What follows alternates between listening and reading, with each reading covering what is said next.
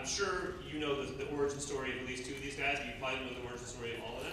So in the spirit of superhero trope, I'd love you guys to just kind of give your origin story, where you started, and kind of what got you into creating videos, and just your encapsulated version would be great. Let's start with you guys.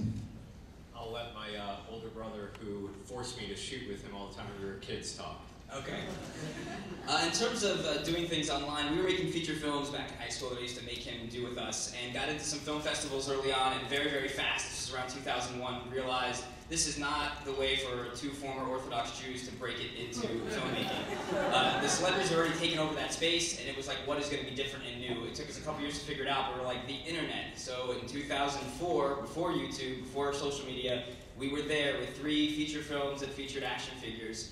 And from there, we started understanding the web space because we kind of were there prior to it growing into what it is today. So we evolved a lot of different times to start understanding the types of content that work.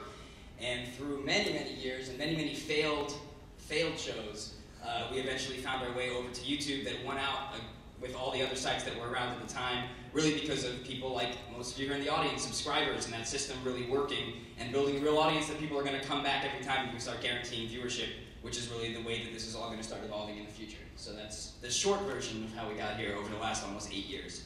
Perfect. Before getting drunk and wrapping things in bacon on the internet, I actually was a teacher full-time. Believe it or not. Taught all the kids wrong for a couple of years there. But I was always interested in YouTube. You know, I have an account since 2007, early 2007, and just doing teaching at the same time, it was kind of tricky because I didn't want to go all out and say everything I wanted to say, do everything I wanted to do, basically get drunk and swear, because, you know, I had a job and it was kind of, you know, nerve-wracking, the idea of not being able to teach because, you know, something done on the internet. I'm sure you guys hear about all those stories and stuff.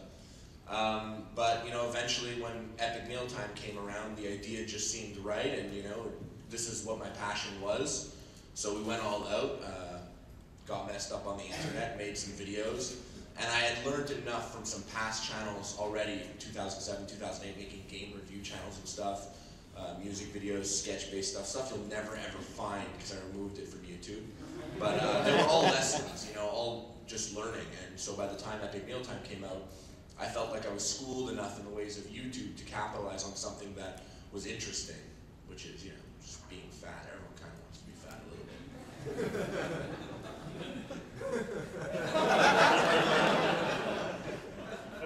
Is that me? Okay. I'm like, oh shit, I don't know how to top that. I was just bored in college, had nothing to do. I was watching, I don't know if anyone still watches him, he's back now, Defranco. He's better than the rest of the talking heads. So I watched him for a year, really sad when he left, really loved what he did with community, more so than really just even what he did, which was already amazing. And I feel like that's why I started. I was just inspired, and I wanted to do that, but in my own way. I think it's probably the same reason half of you make content. You started watching some stupid person on the internet, and you either thought, wow, that's awesome, I can do that, or wow, that guy sucks, I could totally do it better. And yeah, and I've just continued it for 5 years because it's what I suck at less. Perfect. Mark? Well, I actually got started, I was on active duty in the Army, and I did my first review, the first generation iPhone with this crappy camera. But the main reason why I did is because before I went out to buy it, I went on YouTube to watch other people's reviews to see if it was worth the money. Back then it was like $700, $800. So I did that video and it got a lot of views, and people say, hey, keep doing it, and that just gave me motivation. A few months later, once I got off Fort Gordon, Georgia, and just kept doing it, and that's basically how I got started, plain and simple. Actually, I have a question. I know the answer of a couple of you, but I think the audience would really love to know. What was your day job that you quit most recently? I guess what would be the last day job you had when you quit to become a full-time YouTuber? Only one of us involved holding a gun, I think, for a living. But you know, tell me what you guys. Tell the audience what you guys did. Your last day job? I was, live. Yeah, I was producing live shows. Like, what would you liken it to? I don't know. Producing like live shows, I guess, like YouTube has now. They have the live capability. I was producing live shows with chat rooms with various like F celebrities, and having to fully produce their shows online to like 20 people. It was the most entertaining thing ever to see him with like MySpace, like girls that had become popular on MySpace, and him trying to make that entertaining for an hour. Yeah, guys leaving questions like, how do you keep your butt so nice? And it'd be like, oh man, yeah, how do you keep your butt so nice? That's a great question. That's my last job. My last day job, and it's fitting being in Anaheim, I was a Walt Disney World manager in Orlando, Florida, at the Kilimanjaro Safari. Talk Quebec history. Sucked.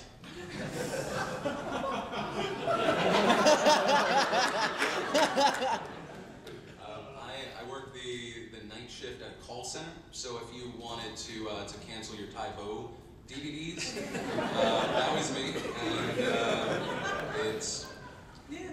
and that was it. It's actually very funny because I worked in an AT&T call center. Once I got coverage, it's probably worse. I hated it. But hopefully they're not sponsored. Yeah, I worked in there, and then went from that to YouTube. It's definitely a trend of talking for a living. That's either whether it's talking about Quebec history or a call center. So, you know, there you go. So if you want to be a YouTuber, work in a call center. That's what we're doing. So for each of you guys, what was the tipping point that you really saw that you might be able to make a living at this? You know, there had to have been a moment where, I don't know if it was a video that got a certain amount of views, if it was a sequence of videos, or a subscriber count. You guys are working your day jobs, and you have that moment of like, damn, I might be able to quit my job and do this. Maybe not tomorrow, but soon. Mark, you want to pick up? I mean, for me, it was just when I got my first check. That was bigger than my regular jobs. And so honestly, when I got that first check, I was like, wow, okay, this is cool. But I wanted to make sure it was consistent because going to business for yourself is kind of risky. So I waited 4 or 5 months, and it was always more than what I was doing with AT&T. And I said, okay. I just walked in and said, I'm out. No 2-week notice. I was a junior in college, and I was going to quit YouTube, but I got a call, and it was when they started the partner program, and they were like, you could make money doing the stuff you like, and I was like, yes! And I jumped at it, and the checks were nowhere near what they said they were going to be.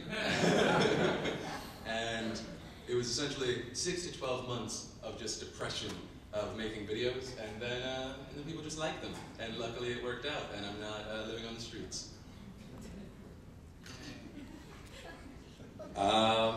Yeah, I mean, I kind of quit teaching before Epic Mealtime became anything, just on, you know, being like, you know, this is what I'm gonna do. I'm gonna make something happen. I had a couple shows stacked up actually. I had kids' show written out, which you know, maybe I'll get around to releasing that sometime. But it was just, you know, I got 5 episodes deep, and I remember putting $800 on my credit card to stuff 5 birds and a pig, and tripping out and being like, I'm not gonna make this money back, and posting on my Facebook wall, come eat at my house. You guys can have, you'll be in my video. You know, those videos I'm making, and you can have turkey and pig. And so I had like 20 people come, and they all spent $10, and I made $200 back of the $800 I put on my credit card. And then 3 weeks later, I made the $800 back, and I was just like, hey, you know, there's money in this internet thing here. And we went through, it's been, you know, a long time of making content for other companies and being paid horribly for it. Like, there's just so many websites that have come and gone, and we had, you know, back before YouTube and the partner program, there wasn't even an opportunity to think that you could have your own brand necessarily. It was more like, okay, there's all these companies out there, and they're all looking for content, and now they're pretty much all bankrupt and gone. And we always saw that we ourselves could, you know, do a better job than they could to try to build a sustainable audience and a brand online. So it was great that YouTube showed up, and we were able to start doing that and try to figure out what are we going to do to leverage this thing. And it really wasn't until the partner program that we then started having to completely change the idea of what type of content we make, because it has to be so low cost, high volume, and the types of shows you can do. And now we're finally starting to slowly get to where we can up the production value. And the, you know, the YouTube channel initiative, the premium initiative, is obviously helping us make a way bigger production than we would have ever been able to make on YouTube. But you'll see, like, when you look at our channel on the Fine Bros, it's, you know, everything was made because we can shoot like 5 of them in a day, and we can try to somehow, off just the 2 of us working on everything, slowly but surely built up an audience to be able to pay our bills and just get by But it took forever. It took we forever. only started making a living off of YouTube, I want to say, a year and a half ago. So, I mean, we were still working for other people all the way until a year and a half ago. And now, you know, with the success of the Kids React and the React shows, that's what took us to that new level to not be worrying about it anymore. How did you guys, and anyone can answer this question, but you know, as creative people that start, you know, a few of you just doing it because you were connecting with an audience, you were expressing yourselves in a very personal way. Others finding ways that might, you know, engage an audience, bring a large audience in with baking products. And you guys have been making, content for a long time. How did you really start to think of it as a business, or did you, or do you? I guess that would be the question. You know, when you're thinking about these things you're doing to kind of exercise creativity, you think an audience is going to like it. Start thinking, okay, well, this is a business, and how do you start thinking about that as a business? I think these guys like have a lot more to say like about like taking it to another level, because currently still for us we're a bit more like we just make the content, and the merchandise and the multiple streams of revenue side, we've never, you know, we're not music guys, and we're not like, all of our shows don't really liken themselves to the merchandise as well. If anybody out there wants to help us with that, please come along and help us. But it's been about the Sorry, you content. need a shirt that says you put blood on it. Really bad. The sushi with the blood on it. But you know, we just make the content, so pretty much our entire revenue stream is coming from how many views we're getting. Not speaking for the new premium channel that we have, when it comes to just what we're doing, the idea for us, even when we started making a living on it, was still how do we make the highest, most premium product possible at the absolute cheapest price. And even with the success, we still keep that model. Like, there really isn't a reason, in my opinion, yet, if you're relying just on the YouTube CPM, to put tons of money into projects and do giant productions that put you in the hole. It's just not there yet to make that money back. So it's still figuring out, especially if you're filmmakers like we are, how do you make filmmaker type content, but have that way to make it really low cost and very high quality. And that's still kind of our business model, is just don't spend more than $10. How do you guys decide how much to spend on a video? Each of you guys has to make some sort of investment. Phil, you're investing a little more in infrastructure, but especially for Mark and Harley, who, you know, Mark may have to buy the occasional product, or Harley, you've obviously got to buy lots of meat. How do you make that decision on how much is enough, or how much is too much to spend? I mean, certain things happen like throughout the year, Super Bowl, Thanksgiving, you know, I don't know what else there is. Christmas. There are certain times of year where it's totally worth it to go all out in the video. For example, I mean, Thanksgiving we attached 10 pigs with 5 birds, each of them, asked them out. You know, cost thousands of dollars. Ryan was there live. It was like tables long. Yeah, you guys were there. It was just like pig, all attached, asked them out like a centipede. With birds inside them. And on Christmas we put over 3,000 strips of bacon on a Christmas tree. It was an entire full Christmas tree covered in bacon. But like, these were times where it's kind of like, you know, it's like, even if the video doesn't make it back, you know, this is going to get passed around, it's going to come back, like, you know, and whatever, even if the internet breaks one day, at least I could be like, you know what I did once in my life?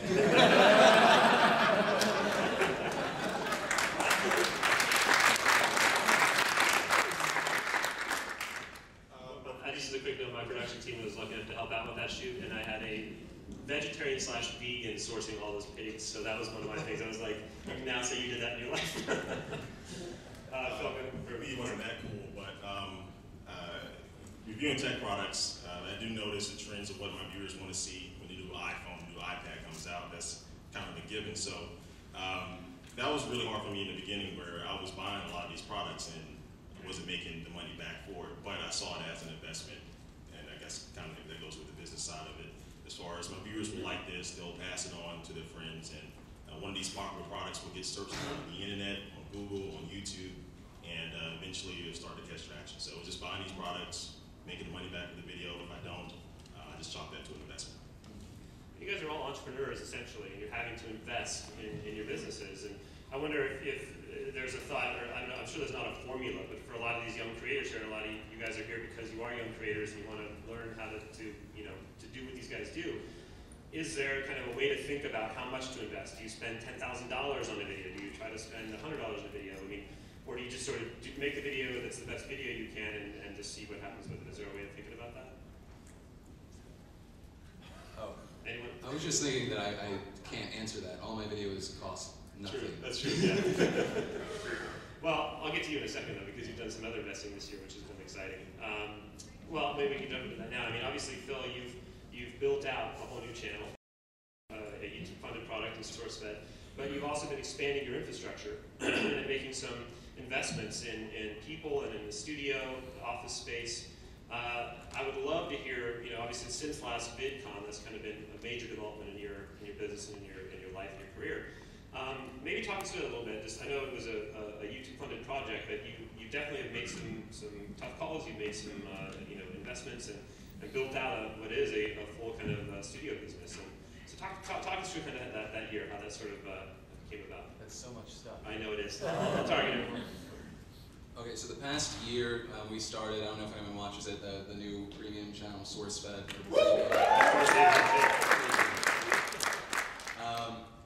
And I really, honestly, it was just an idea that I had for a while, and I just wanted to do it because YouTube was offering it, and I wanted to be a part of that conversation to see if it was going to be a good or a bad thing for YouTube. But as far as setting up the business, everything I do just goes towards being able to do my show at the end of the day, whether it's SourceFed, whether it's the investment I think you were talking about with my merchandise company, where we sell shirts and posters ourselves rather than going through a third party. Those things keep everything open. I'm just trying to think. I don't actually pay attention to money. I look at my bank account once a month, and it's either okay, we're good, or it's oh no, let's call Ryan, see if someone wants me to talk about something.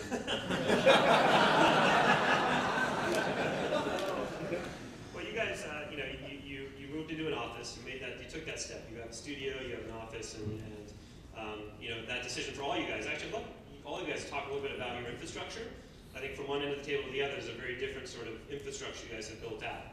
I think it'd be great for these guys to kind of hear what your full kind of operation looks like. We can start with Mark. I sit in my office in my underwear sometimes. Put on a nice shirt and that's it. But yeah, I work out of my place in my office, just lighting equipment and just my computers and my cameras, and I just do it like that. So I'm still able to keep the scale of my things down to the point where one, it's going to be cost effective, and two, I don't got to drive anywhere in the morning, so that's good.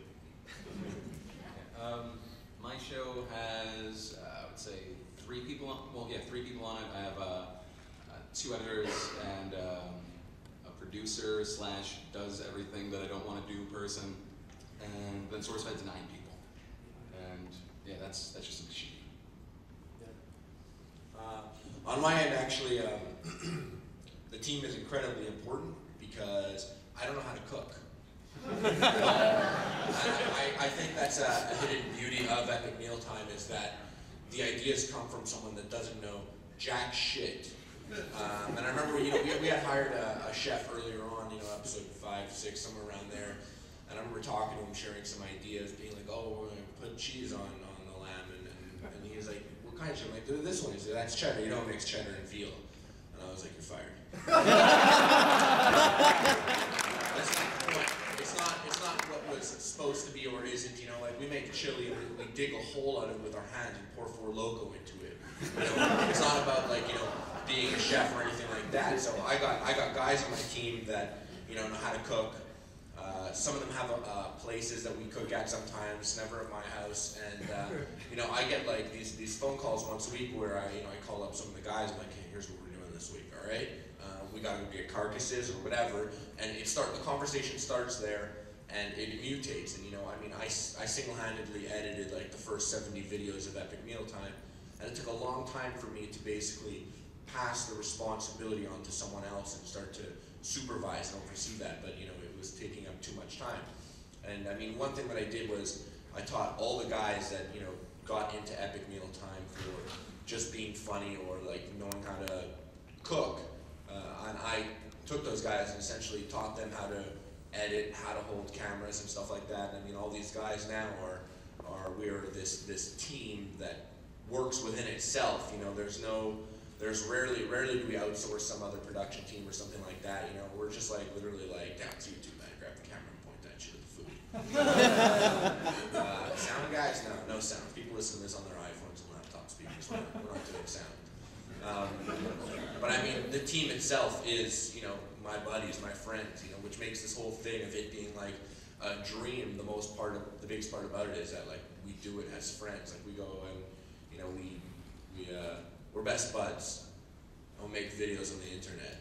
There's really nothing else to say about it. Right, guys? Yeah? Yeah, That's my friend over there. They'll beat up anyone here, I swear. I was just looking at your crew. They're the scariest people in this room right now. He just put the orange shirt. You know, for saying that. Philly D's gonna get stomped out later. For us, it's kind of separated, kind of like with Phil, because we have the new premium channel that is different than what we do off our Fine Bros channel. For the most part, it is just the two of us doing everything, literally everything. For the reacts, we have one person that helps coordinate it, though, you know, I was doing that most of the time. That's only a recent thing. But someone has to be there the day that we shoot to kind of wait with the children and, you know, so they don't Deal with the parents. Yes, that's the hard part. But sorry, I gotta say, I've done that. I've stepped into those shoes on one episode of Epic Mealtime. Like, it's a whole other game. When I just gotta say it, like, from a non-biased perspective, never being in it. Like, you've got parents to deal with. It changes everything. Brought me back to teaching, so I commend them for just having that whole parents aspect. And, you know, if you think there's egos, imagine, you know, egos involved with children and their camera time and stuff like that. So, I have to say it. it's wild. There's been like 100 kids and teens combined, and it's been 100 parents. But anyway, so it's basically just the two of us with someone that helps us edit a little bit and helps coordinate, and that's it. On my music side of things, we're up to get that weekly content going, because it's this, the main show is one thing, which has a 30-plus person crew when we filmed it, which was crazy. But the week-to-week stuff, because we're still shooting all the other shows weekly, there's 11 people full-time working for my music. But that's, again, Before my music, it was literally us still in our apartment. All of the React walls were his room. I still don't have a Yeah, he doesn't have a room, and he ended up moving into the living room. And yes, we brought a bunch of children and teens to our apartment to film that show. Hey, you know, we get them millions of views, so I guess they're. But everything was shot. If you look at the library of content from like 2009 to 2011-ish, you'll recognize we are in the same apartment for all the last moments of relationship videos. The spoilers have us a black sheet up. The kids react. It was all just centralized, so we can do this all together with the two of us. And anything we didn't know how to do, we just taught ourselves how to do it. Mark, you're a one-man operation, and you sort of shoot everything, light everything, edit everything. You got, you know, you're definitely soup to nuts, just your vision. Has that been a creative decision, or has it really just been a financial decision? Like, if you were given a ton of money, would you do things differently? I think I would, as far as the editing. That's usually the longest part. But, you know, for now, like Harlan said, it'd probably be very hard to hand it over to somebody else after you've been your baby here for a few years. But, you know, it's a lot of work. But eventually, if I do start to, you know, get bigger like these guys down here, yeah, I'll try something like that. Do you guys, you know, Phil mentioned that he checks his bank account once a month and decides whether things are good or bad. Do you feel like, you know, you need a business infrastructure in place to be, you know, monitoring budgets and all the sort of details, the operations side of things? You know, is that something you aspire to? You guys want to keep your hands on that for the most part? I think it's important to keep your hands in it to a degree. Like, I wouldn't want to rely on fully other people to help do that. So, I mean, for us, again, it becomes kind of things we don't know how to do. Which one of us is more willing to do it? And so accounting and things like that kind of fell to me, even though I was terrible at math.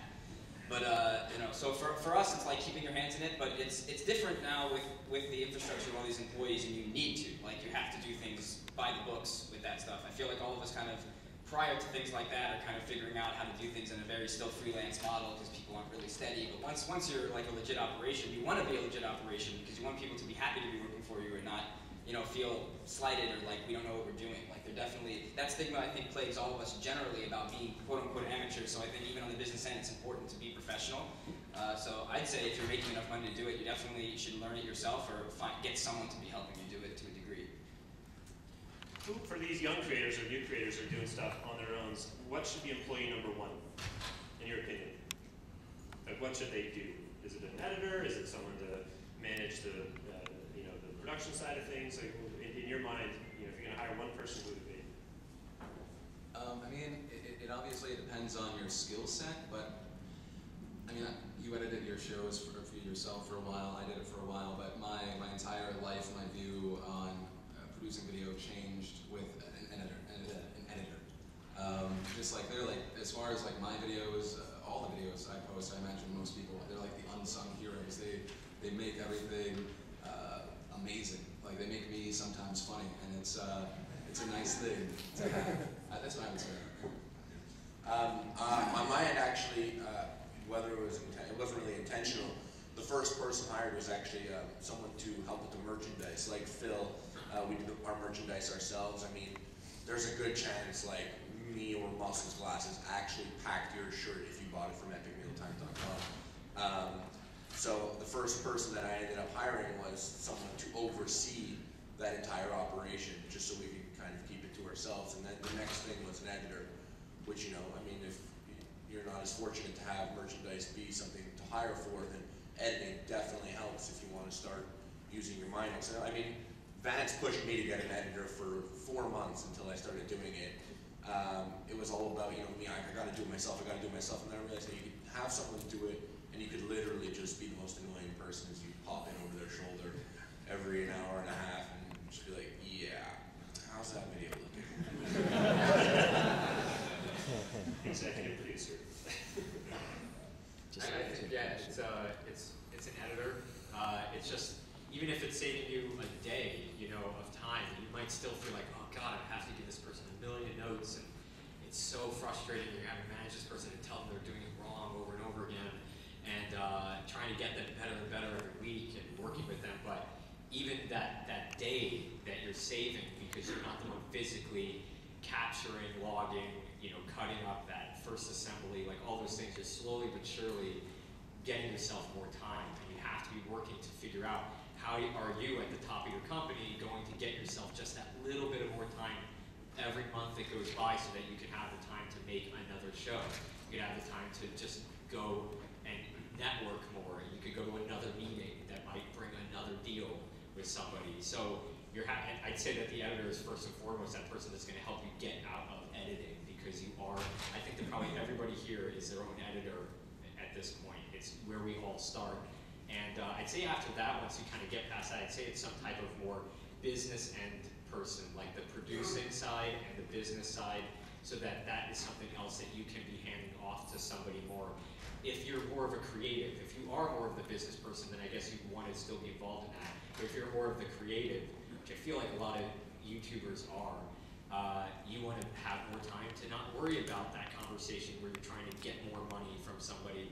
You want to be able to come up with another good idea. And Mark, I assume, is the editor for you? Yeah, I need to get one. He's taking applications. So we definitely learned today, if you want to work for these guys, be an editor. That's develop that skill. Yes. Yes. How do you guys stay true to your original vision or your creative vision as your business really starts to grow?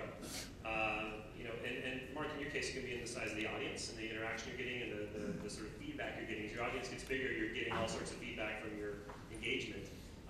For you guys, it's probably your staffs and managing people creatively so that your vision is seen through. But you know, as you start to grow, what are the things that you guys do to stay true to what really got you there, to stay true to that creative vision?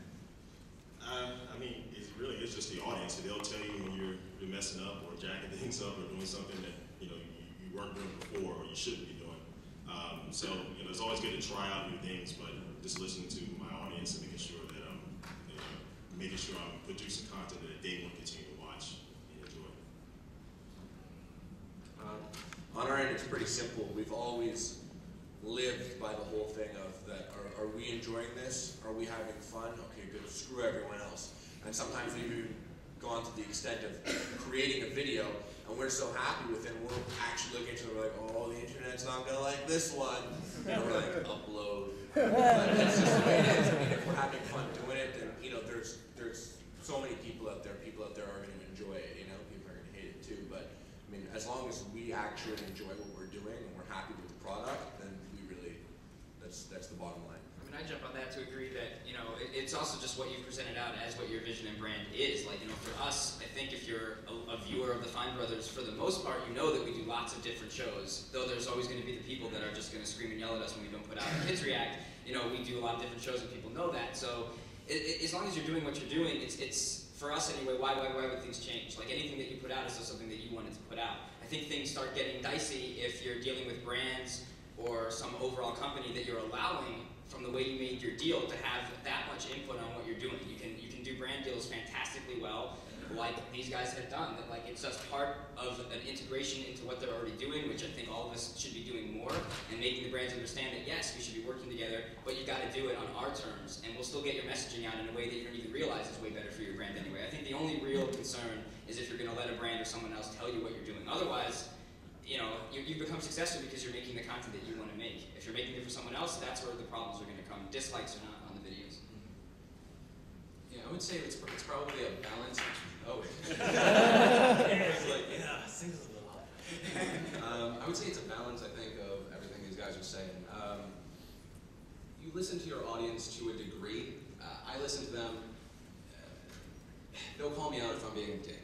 But at the end of the day, I'm not going to change my content based on what they're saying, because then I'm not being true to myself, and that's the whole reason I imagine people come to watch me in the first place. So I think it really is just a balancing act.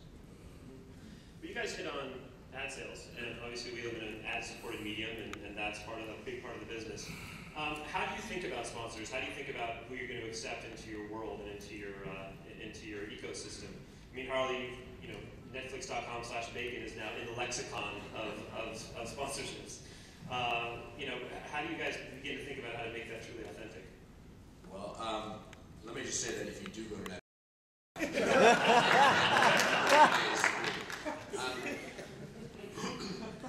at least on my end, the truth of it, and this goes with the brand of Epic Mealtime, is, you know, like the whole aspect of we don't care, we're going to tell you what we want to tell you, and this is how it is on this channel. If you don't like it, you can go watch Philly Deep.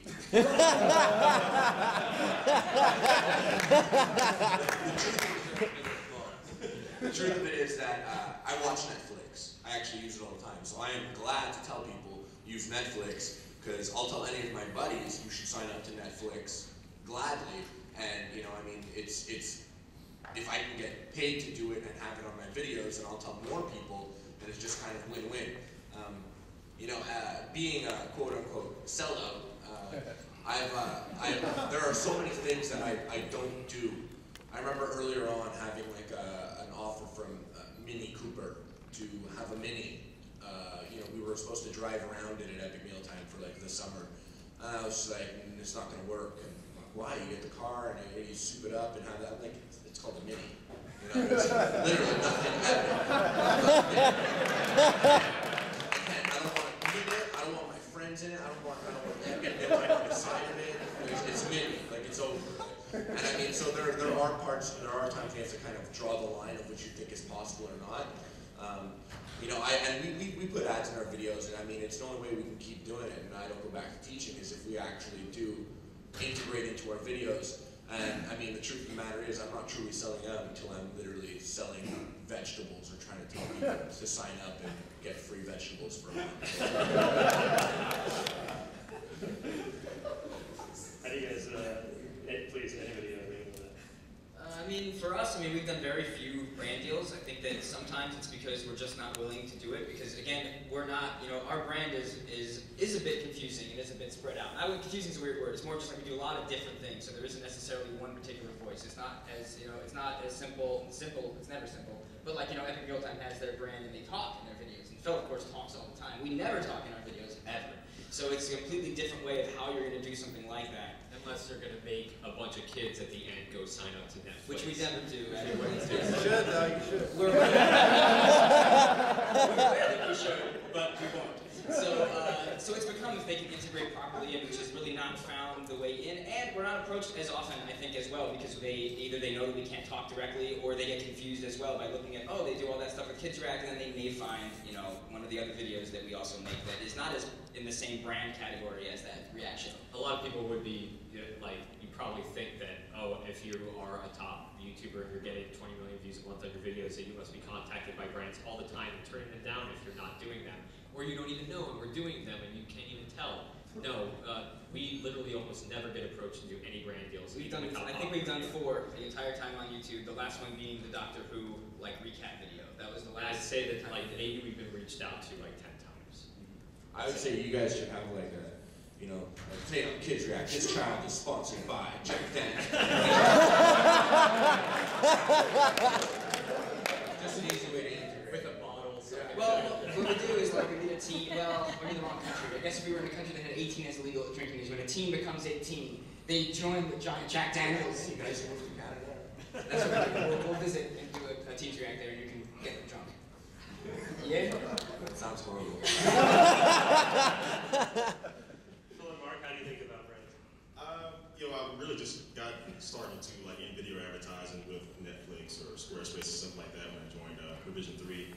But it's kind of, I look at it just make sure I keep true to my audience, make sure with me it's something tech, at least something tech related that I can be talking about as a sponsor, because one, I want to be able to use it or know that it actually works and I'm not selling them something that sucks. And two, just looking at, for me, I think an idea to be, have a sponsor from some type of beer company. But when I looked at, the average age of my viewer on YouTube was like 13 and 17, definitely turned that down. Money would have been good, but it just wouldn't have been, good for my particular audience. So it's just staying true to the content when you look at ads and stuff like that.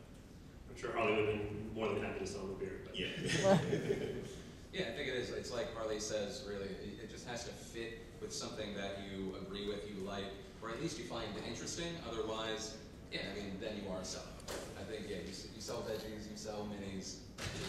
At least you. I'll take a mini. That's great. Let's talk a little bit about distribution. That's an important part of the business these days. There are more and more creators that are creating destinations off of YouTube.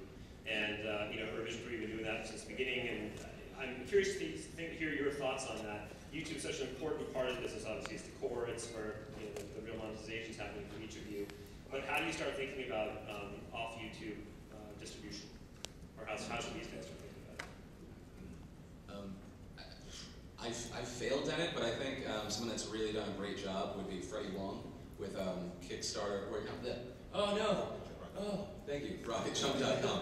Yeah, they launched Kickstarter.com. Amazing business, Kickstarter. But I thought it was really smart because it's bad to be dependent on anyone, whether it's in business or in life. Not to get philosophical. But I think it's really smart. I have not done it. I've really focused on YouTube. The only thing we've really done is focused on mobile app because that's where everyone's going slowly but surely. And after we did that, our views went up, but it's still going through YouTube. Yeah, I would pointing to other YouTubers that are kind of doing this well. Smosh does an amazing job of getting people to their website. College Humor, who was obviously beforehand had a giant website that was done so well on YouTube, and also figuring out how do you balance out using YouTube as an advertising platform almost for your content on another site. But I think that one of the things for us is that we're at least in this stage with the YouTube Premium Channel Initiative is we're starting to think about making long form content, and that's kind of where we're making a sitcom now.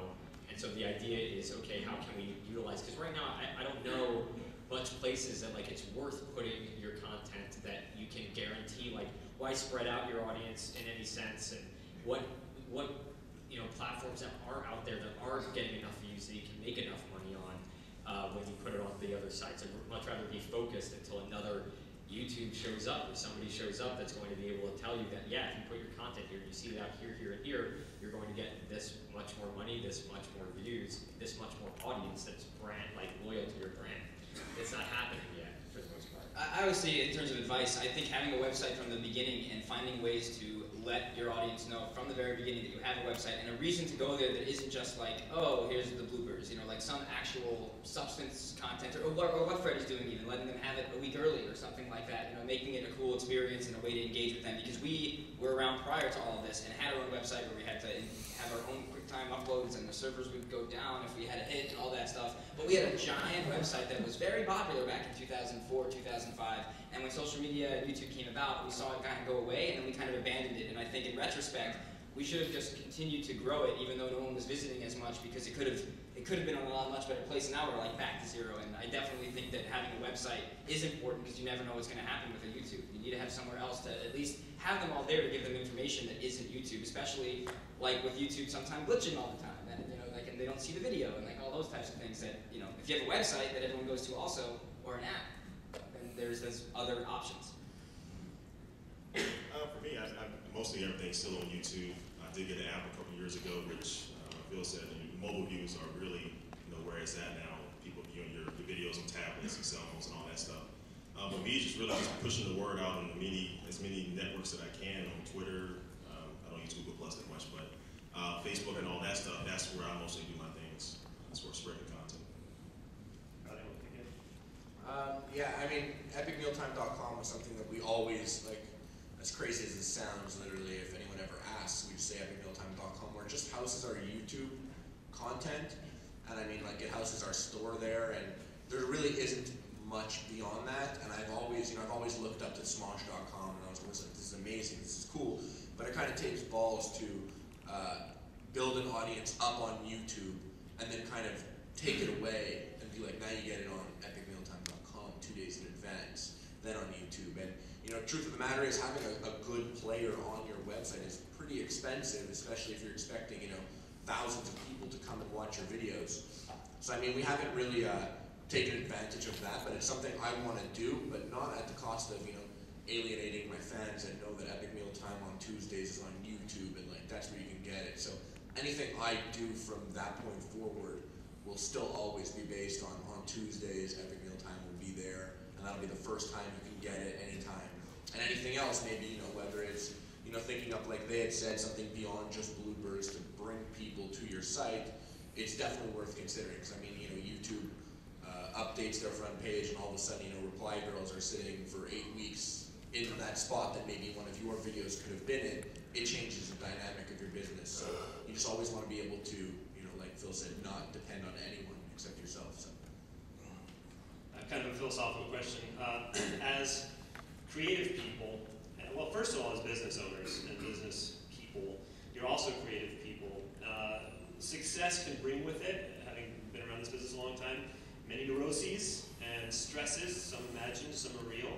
How do you guys keep yourself centered in the face of kind of the stresses of business? And is there advice you can give to folks who are seeing that growth happen, how they kind of keep themselves centered through the successes? We don't do a very good job of that. I wouldn't say that we stress out. Like we don't, obviously we care about the comments and stuff. But we don't stress out about people not resonating well, but like or missing a week, which we just by just naturalness we'll work hard just not to miss a week.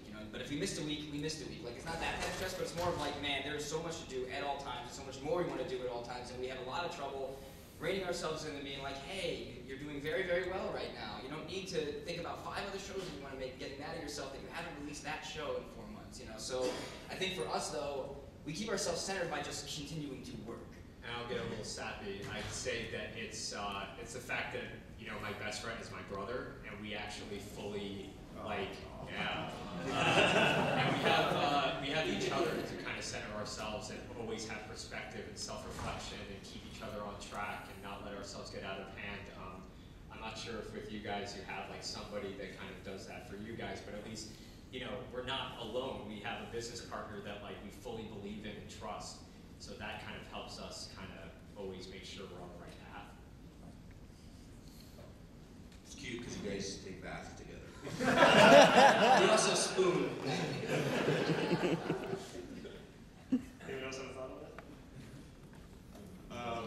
that? I mean, I'm pretty sure, everybody sitting at the table is finally doing something that you truly love to do, and a lot of people work to make a living.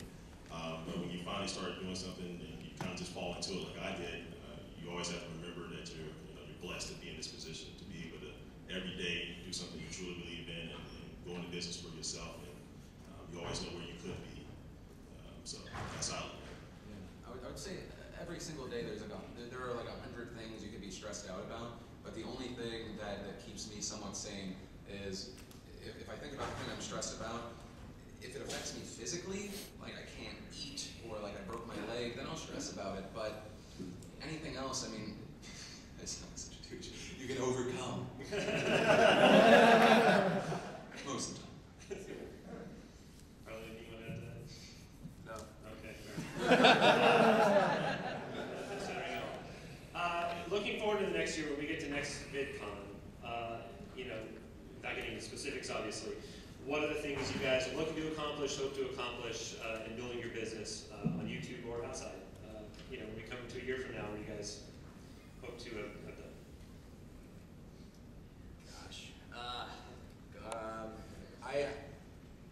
I actually expect this year to be a very big year for Epic Mealtime. We kind of, do our thing. We love doing it. It's amazing. It's actually the backbone is every Tuesday do Epic Mealtime, and the fact that we haven't missed one in close to 2 years is huge for us. And I mean, it's something we're always going to do. And by VidCon next year, I assume I'll be talking about maybe 5 or 6 different shows, based off of Epic Mealtime in one way or another. Some with food, some with less food, maybe some more ass kicking. But hopefully by this time next year, Epic Mealtime will have grown as well. For us, I guess, I'd say a multitude of things. The one being that we could hopefully continue to expand the React brand to do more Reacts and bring it global. That's something we really, really want to do. And think that television is a way that we might be able to do that. So hopefully there's some awesome joining of what React is at its core, people talking and embracing their individuality and opinions and go to a mass scale, while at the same time seeing more long-form content really find audience online and on YouTube, which is what we're trying to prove with my music, to show how do you do a sitcom merging in with new media, and how do you really start building the future of entertainment. And hopefully a year from now, whether it's my music or another project, we'll also have proven that and have been on multiple platforms, just innovating new ways of how to involve all of you guys into the process, because the idea of the creators and the directors of these things having no real communication with you guys is old. And VidCon is a huge reminder for all of us that what we're doing is completely new and different, because we want to just eliminate that gap. And we give you content, and you're completely involved with it all the time, and that's what we want to do. For me, it was really just to expand on what I'm doing right now, to try to continue on the success that I've had so far. Maybe start another show, but I don't have any big plans right now, to be honest with you. But just kind of expanding from what I'm doing right now, and hopefully working with more different tech companies and different things like that to kind of just help me grow my audience. No, I'm glad you said that. I don't know. I think this next year it's really just going to be continuing the show, seeing how I can improve on it, continuing to grow on SourceFed, and then I guess more importantly, just bringing up a few new tubers here and there. I think because as the business grows, it's harder and harder to find people, and so that's been kind of the thing I've been focusing on the past 3 months, and I think that's really about to kick in gear. Great.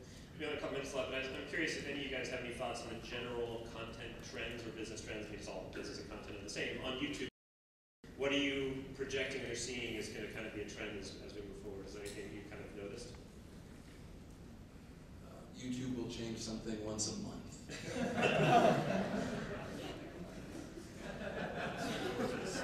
Yeah, I guess are you starting to see, when you look into this year, I'm just kind of getting your prediction for this year in content on YouTube outside of the channels. I don't know. The attempt, obviously from YouTube with this program is for more, higher quality content, which I've been saying that whether it's through YouTube or not, I do think, generally speaking, depending who you are, if you're a vlogger and that's what you're doing, then that's one thing. But if you're trying to make things, I think we will continue to see a trend of higher quality content and a trend of Hollywood coming in. So it's time to get ready to show that you have that audience and the abilities that they do, because even if you have hundreds of millions of views, they're still going to be looked at differently. So you need to be able to put every single step you can to make your content as good as theirs as possible, to stand next to them, because I think a trend is going to be, people are starting to realize what's going on YouTube, and they're going to start to overtake a little bit, and you got to get ready. And you got to try to get as many views as possible, because they're going to put hundreds of millions of dollars into getting fake views.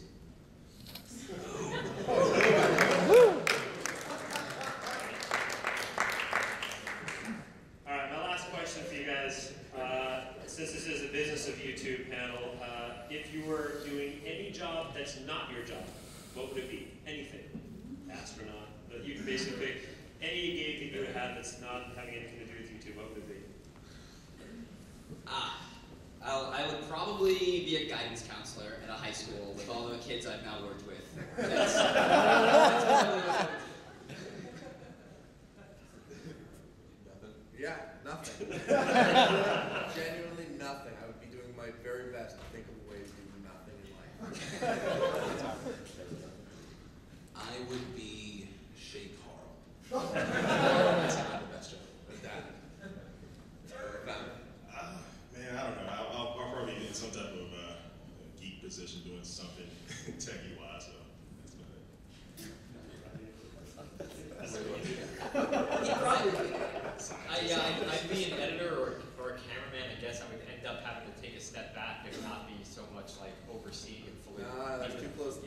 Yeah, it's clear from these answers you guys are doing the right job. That's it. I think I'm a bad guidance counselor.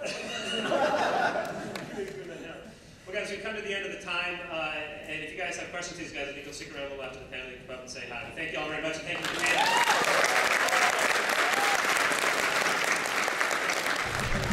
Click the swanky moving thumbnail to check out all of our VidCon 2012 videos. No, don't say things like that to me. I really have no idea who these people are at all. I don't think the truth fits in that binary. Looks like she put on a few pounds.